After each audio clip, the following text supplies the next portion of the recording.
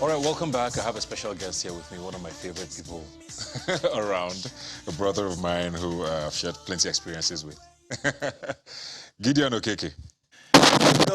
Eche. Nakenyi. Always good to see you, man. Same here, brother. How's everything? Thank God. You look well. It's very interesting that you're here because I was going to say that in the last week at least, I think I've seen you in the news, give or take 3, 4, 5 times for different things you've either said or posted or put up or talked about. So that's why. How intentional are you with these things, first of all? And I guess my question is, what are you trying to achieve with them? Because you get misunderstood a lot. Right. I know that. Some people are not necessarily sure, do you do this for what we now call clout? Right. Or is this a drive for change? What exactly are you trying to achieve? Right. Before I start, I would say it's like the Americans say, plead the fifth. I am here to speak for myself with my own career anecdotes. I'm not necessarily speaking in favor of anyone or for anyone. I'm speaking with my stories, and in answer to your question, what am I trying to achieve? My shoe hurts, and I'm just crying out loud. That's basically it. My shoe hurts. In this ecosystem where I have come to play, and my hopes are to play big. But whilst doing it, my shoe hurts. And for anyone who's out there who's got ears to hear, who's got the heart to be empathetic to what I'm saying, my shoe hurts, man. Let me just put it in context for those who might not understand where I'm coming from. So you've put out a couple of posts, about pay in the industry and a lot of other things. But we're going to take a quick break now and come back and just expand a lot of these things and hone into it. We'll be right back. All right, welcome back. If you're just joining us, yes, we have Gideon Okeke, an actor here in the building with us. And before the break, we're talking about, you have been, lately, I think, a lot of your talk has been about pay in the industry. Am I correct? Yes. Just remuneration for actors, Right. What exactly is the issue there for you, and how do you plan, or how do you think this can change? Right.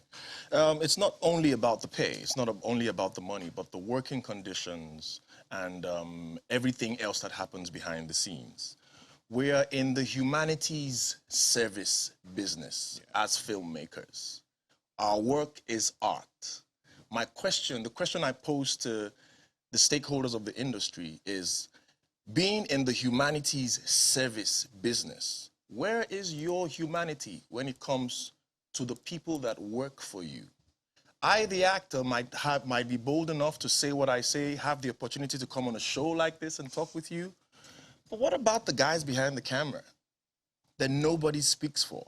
The working conditions in Nollywood is really, like I say, is gruesomely slave-like. If I showed you what the actors, the stars, are fed under 1,000 naira. Paint a picture for us. Paint a picture. I could show you a visual. A visual of what the average Nollywood plating looks like. While you're working. While you're working, we feed under 1,000 naira per head, per plate. That's what the stars feed on, because we're trying to do better with the budget that we have. And it's not the producer's fault, largely. But they're also complicit in the fact that, like Nigeria, like with every president that has come on, the constitution that our polity, that our people stand on, is faulted. There's a lot of holes in it. The question we're posing to the president who's there now, the guy who left, or the guy who's coming next, is, where's your humanity? The 1999 Constitution doesn't hold any water with the people that, that it has to govern. It's the same thing we're talking about. So what I'm trying to say in essence is, there's a lot of elements in the Nollywood module, in the Nollywood contract, that should be expunged. There's a lot of things that are in the contract that are unfair, even if it says so in the contract. I'll give you an example. You're a lawyer, my friend. To use your image and likeness in perpetuity all over the world, in media that has been created today and for the one that will be created in time to come, you hereby cede all rights by signing to accept this peanuts that you're accepting now. And it's more like saying, lend me your equity and let me use it for life. With nothing back to you. With nothing back to you. So sorry to cut you in there, because you said it was not a producer's fault. So whose fault is it? It's not their fault, but they are complicit in the problem. I mean, we can't start looking for whom to point fingers to say this is where it started from. The point is, every Nollywood contract hasn't generated from the Nigerian legal system. And help me out here, your lawyer. Every Nollywood contract hasn't been generated from the Nigerian ecosystem. It has been adapted from South Africa, the UK, and America, Hollywood. Because the law that should bind the work that we do as filmmakers in this ecosystem is insufficient. As the business evolves per second billing, the law does not evolve with it. But the law has been able to cap itself out in favor of the producer in perpetuity that says, as you sign this, you cede every right. So it made me look at the word duress. Duress is not necessarily when there's a gun to your head. But duress, if we have to pull up that meaning, I don't know, if we have to pull up the meaning, it says it's something you do beyond... almost against your will. Against your will. It's more or less like saying, if you don't sign this, there's 10 other people standing right behind you who are going to sign it for less. I will get a nice guy looking like you who has not enough talent as you do, not enough proficiency, but he's going to sign this contract for less the price. I couldn't believe that I would share anecdotes with a guy like Dave Chappelle. Dave Chappelle did a show called The Dave Chappelle Show. His equity, his name for a certain company years back. In fact, that DVD was the highest selling DVD of all time, Dave Chappelle. And fast forward to years later, a VOD company comes along the line and starts streaming this same Dave Chappelle show that was created for another company back in the day. Dave Chappelle has been paid, or rather has signed what he signed on the contract, because the contract says, you hereby cede all your rights in perpetuity. I could use your image and likeness and exploit it however I like. Tell you what, I'm doing tinsel. I'm doing this show on a Frenchman, or rather, I'm the MC of a product launch, a Nigerian brewery's product launch. It's a bottle, one of the beers. So I'm the MC at the bottle thing. And one of the directors, a Frenchman, comes to me and says, oh, mama, I say, I don't know no French. And someone else says, oh, he says that he loves your show. I'm like, what? Which of my shows is in French? He said, oh, I'm on Canal Plus. I watch your show on Canal Plus. I'm like, Canal Plus? But it doesn't say so in my contract that my image or likeness will be dubbed or whatever into other languages. It does say so. It does. It is legal to the company. It is legal. But because it's in the contract, does that make it fair? I get you. So now, what I want to ask is, and I want to play devil's advocate here a bit, because, the argument always comes up, how well is the industry really doing? Good. Which is what the producers would always tell you, or the executive producers, right? Good. So you put in money, you want to make your money back. Good. We've seen the box office numbers here in Nigeria, let's be honest. A lot of them are not as exciting as we would expect it to be. Right. Do you think that's a fair argument to say, we are doing this because we don't even make as much money anyways from this thing? If I put in 10 naira and end up making 11 naira, is that a fair argument? Okay, so you would be speaking in the voice of the producer, right? Producer, executive producer, the guy, exactly, the guy who created or provided the platform. Yeah. Now, filmmaking is a collaborative sport until it's time to share money, until it's time to share proceeds. The guy who created the platform, yes, will give you all the thumbs up. But the module of Nollywood's business makes it possible or rules it in favor of the guy who created the platform, the producer. It is a winner takes all for the producer, where he must have used my equity to become this big name that he would be at Cannes. He used my equity, my sweat equity, my image equity, and my proficiency as a good actor to get where he needed to go. One of the things that makes me say yes to a project is who's directing it. Because I believe that I haven't been so many places in the world, but there are certain names that have been places that I want to go. They become my visa to getting where I need to go. So throw it right back. The producer, the director, they need your equity to jump. Tell you about the people who have gotten Guinness Book of World Records by way of their box office. How much of that proceed went back to the actors whose equity you used to make it that, to make that milestone achievement twice? So it's a winner-takes-all situation in favor of the producer. And if you check every Nollywood contract, everything, every item in the document is in favor of the producer. The only thing that speaks to or about the actor is remuneration and consideration. After that, but it isn't fair because we're all collaborating in this, and for something that doesn't have a shelf life. Film doesn't have a shelf life. Some people say it has 4 years shelf life. Whatever it is, for anything, okay, let me use this analogy. Art is for life, yeah? It's for life. And what we make is art. Hence, it has no shelf life.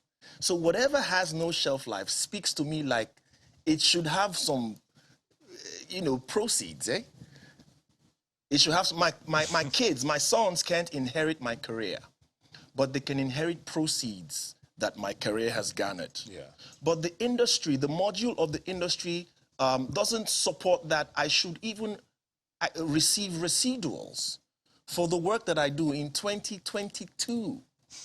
Spotify, Tidal, and all the music platforms, they make possible that the music artist or even the producer gets a stipend or whatever it is per pop, per streaming, per click. Why can't that be the same? Why can't it be the same for the actor? Like you said something on the show, I'm sorry, brother. Yeah. There's nothing sleek about being famous and broke.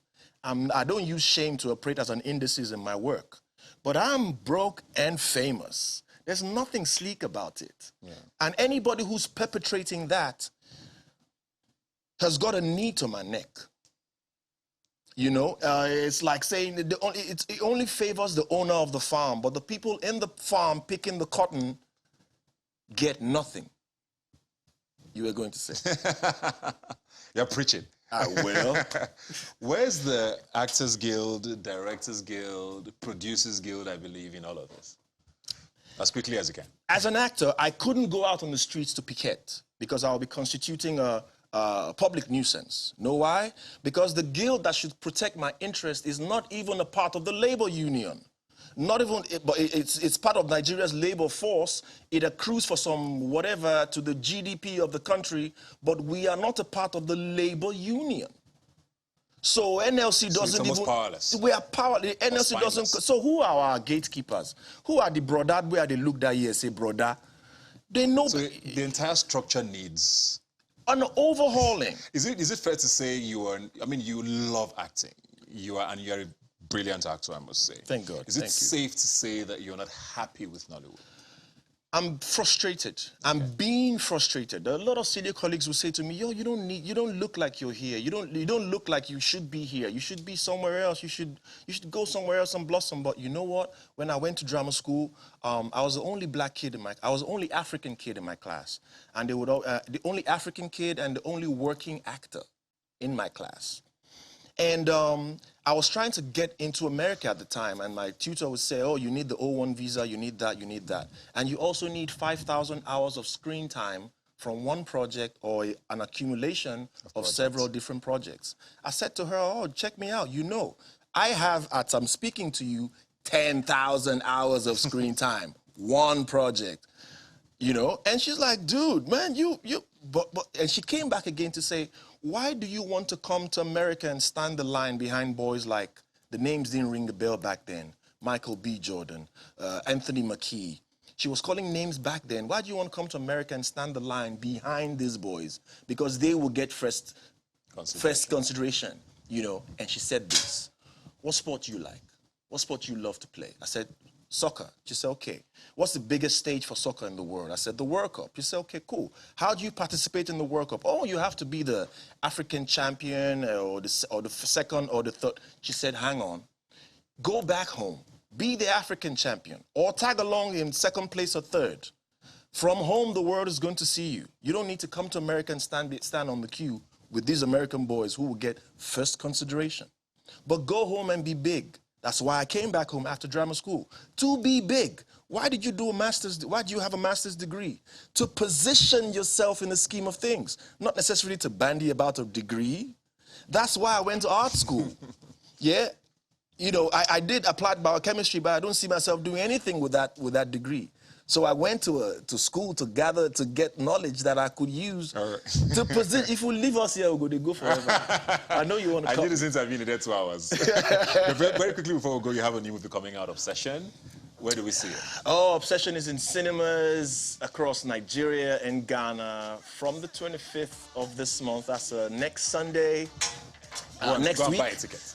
Go get a ticket, come see us. You know we're hot, you know we're blazing. Ebuka and I we need 3 hours more. We have to bring you back. We definitely have to bring you back. Maybe next week, Steph. Thanks a lot, Gideon Okeke, for being here today. We're going to continue this just after this break. You're doing great. Thanks, You're brother. doing great. We'll be right back.